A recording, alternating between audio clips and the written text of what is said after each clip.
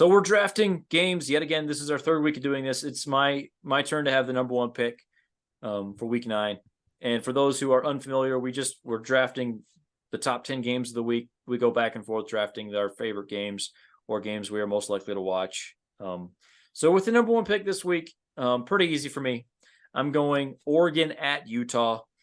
Utah is a 7-point underdog here at home. Oregon, 2 weeks ago, losing to Washington, heartbreaker there on the road. Now they have to stay on the road and go to Utah. Tough little stretch here for them. I feel pretty good about Oregon. Like I really feel like I feel just as good about them as I did before the Washington game. You have to feel a little worse about their chances in the conference just because you already have that one loss. But this spread makes sense to me, and I wouldn't be shocked if Oregon covers. I think Oregon is better than Utah. What do you think? Okay, so Oregon, favored by 7. Oregon favored by 7 at Rice-Eccles. Interesting. It's a great line. I mean, I'm not touching this. This is not one of my locks. Okay, it's a different conversation if Cam Rising's playing for Utah, right? Yeah. Without absolutely. Cam Rising, even though Barnes looked really good against USC, I don't like Oregon's defense is considerably better than that Trojan defense. He's not going to just have free reign in the secondary the way he did against SC. I agree with you. It's the number one game to watch this week, and it's by a large margin. Like that's a really good football game. 3:30 on Fox. I guess so. Gus and Joel will be calling it, but that won't be the big noon game. So they actually, they're not calling the big noon game, but good for that. I mean, that's a fantastic game. Okay, for me at 2, I'm gonna go with the only other ranked versus ranked matchup we have. Duke on the road at Louisville, 4-point spread. Louisville favored. Duke coming off a tough loss. What's Riley Leonard's status? I have a feeling that they were probably going to try to play him. He wanted to get back in the game against Florida State, if you saw, and the coaches did keep him out. So just something to monitor there. But I mean, Louisville's a good football team. That's a team that beat up on Notre Dame and Duke, who lost a close one to Notre Dame. Like they have some common opponents there. So fun game. It's not just a loaded week like what we've had and not like what we'll have next week. Next week and the couple of weeks coming up are going to get just rambunctious. But there is still some really good games, like a lot of depth of games in this week. Yeah. Really important game for the ACC, by the way. Like both of these teams still have a chance to make the ACC title game. Louisville favored by 4.5 at home there. Yep. Yeah, that's definitely a good one to watch. My next pick, I'll go to Jacksonville, Florida, where we have Georgia playing Florida. The world's largest outdoor cocktail party is what it used to be called, at least. Georgia, they have a few sneaky decent games here down the back stretch. Like nobody that will be close to them on a spread, but like Tennessee and Missouri are coming up. Ole Miss, you mentioned as well. Florida is kind of the first one where it's like a rival. This to me feels a lot bigger than the Georgia-Kentucky game. Like that to me never really felt like an actual game. And I say that knowing Kentucky beat Florida. Yeah. I feel better about Florida's chances of upsetting Georgia. I don't feel good about them, but Georgia favored by 15.5 here. That makes sense. I could see either side. Do you expect Georgia to kind of kick it in gear here and flex a little bit? Okay, so I know that these rivalry games mean a ton to Kirby Smart, who was a former Georgia player. He loves to beat down Georgia's rivals. Like that's just he gets up for those games. He really does. He has a good record against almost all of them too. I think we will. I think we will see Georgia. They're going to have to try some things without Brock Bowers. They've had an extra week to do so. So like you're getting Georgia off a bye. Florida's also off a bye too. I mean, they both come off of bye weeks, which is nice. But yeah, I think you will. You'll definitely see Georgia come out with some new wrinkles, trying to try some things out that we haven't seen yet. So it's going to be a little unpredictable, I think. I think Georgia's going to try to establish the run game. And then I think try to incorporate maybe Ladd McConkey. You remember him. He hasn't been just a huge factor. He's been hurt a lot. Try to incorporate some new guys to kind of step up and share some of that load that Brock Bowers has left until he comes back. So, yeah, I think we will see A- game from Georgia, an A game from Georgia. I think they win. They probably cover. Like I don't see a world where Graham Mertz comes and dices up Georgia. I really Yeah. don't. And so yeah, like in for that reason, I would say that you're probably looking at Georgia to win and probably cover this game. Right. Okay. So for me, I'm going to go Tennessee on the road at Kentucky. Tennessee favored by 3.5, coming off a difficult loss. Kind of I don't know if a rivalry game loss, maybe a little bit emotional at night, by the way, at ESPN, so national TV. I think it's going to be close. I think Kentucky, Tennessee, I think this will be a close football game. Kentucky historically plays better at home than they do on the road. This is both teams 5-2, 2-2 in the SEC. Neither team is probably going to win the East. I mean, that's pretty much written off at this point. Like, even if Tennessee was to somehow beat Georgia, unless something kind of crazy happens with their loss to Florida too, there's just too many hurdles for them to overcome and get back into this. But yeah, I think it could be. I think this game will be fun. I think it'll be entertaining. It'll be. We'll have some really nice uniforms. Tennessee always has some really great Halloween uniforms. I'm here for that. So I think that will be a fun matchup to watch. Yeah, I agree with that.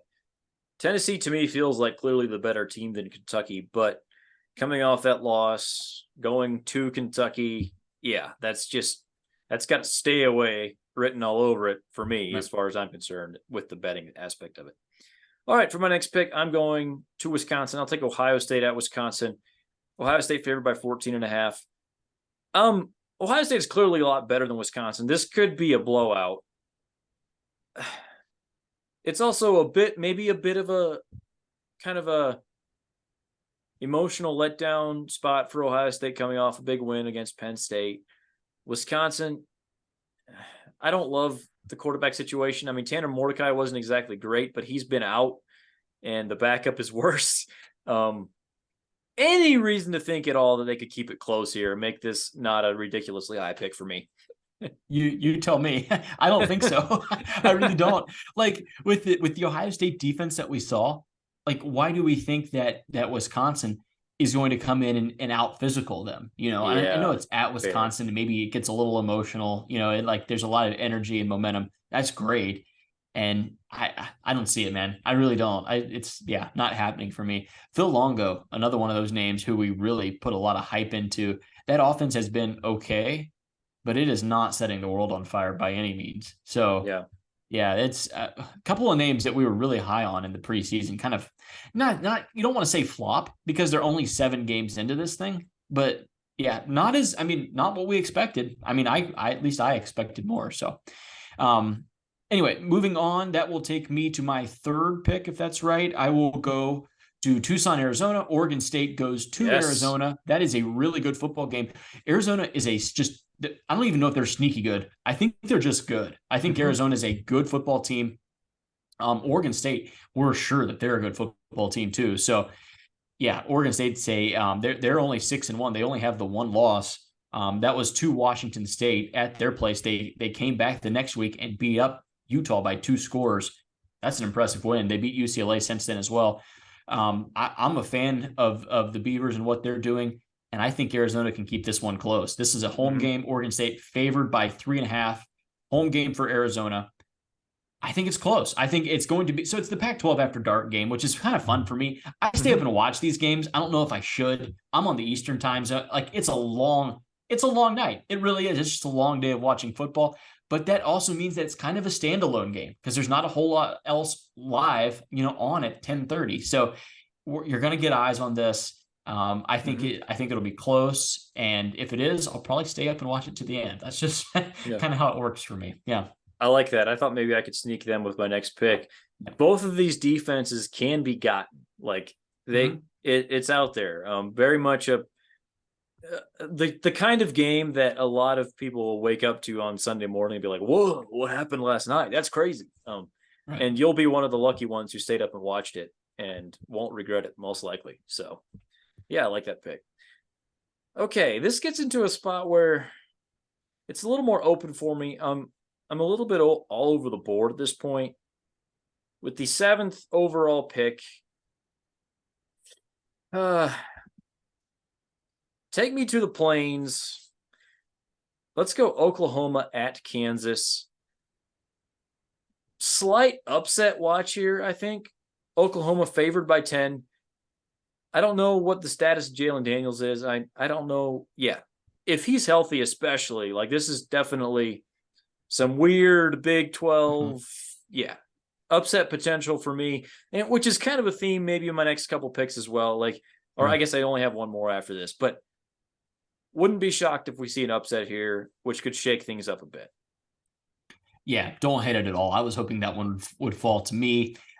Oklahoma 7-0 undefeated. Kansas 5-2. Like still a good football team. They're not ranked, but they're right there. I mean, Kansas is a good football team. The line 9.5. I'm showing 9.5. You might be able to get 10. I think it's close. I agree with you. This is a noon game. We don't have a fantastic noon slate. We really don't. Like it's not. We don't have any huge noon games. This is going to be one that you're going to be watching. If you're watching early, it's going to be that Oklahoma Kansas game, especially if that game kind of stays close. Later on into the later on to that early afternoon time slot there. So yeah, don't hate it at all. Hoped it was going to fall to me. It doesn't. Unfortunate, but that is what it is. So I'm going through the scraps here. Like, let's just be honest. I'm going to go with between two. I'll go with this one. South Carolina at Kyle Field, Texas A&M. South Carolina A&M favored by 14 points. The number seems a little high. I'm not just terribly confident in either one of these teams, but here's why you need to tune into this game.